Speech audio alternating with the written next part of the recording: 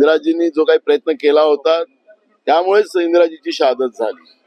राजीवजीची पण पाहिलं की लिट्टेच्या या घटनेमध्ये श्रीलंकेला आम्ही ज्या पद्धतीनं आमचं बॉर्डरचा देश आहे आणि तिथं तो संरक्षणासाठी आपल्या देशाचं महत्वाचं आहे आणि म्हणून त्याही देशाला त्या मदत करण्याच्या याच्यामध्ये राजीवजींची त्यावेळेस शहादत झालेली आहे. त्यामुळे सगळ्या पक्षाचं एकमत आहे. आता नरेंद्र मोदीचं बहुमताचं सरकार आहे. आता तर आता कुबडीचं सरकार आहे. मागच्या वेळेस मोदी सरकार होतं, आता एनडीए झालं आता ते. तर म्हणून माझा मुद्दा एक असा आहे की या सगळ्या गोष्टी संपुष्टात आल्याच पाहिजेत. आतंकवाद, नक्षलवाद हा आमच्या देशासाठी लागलेली कीड आहे.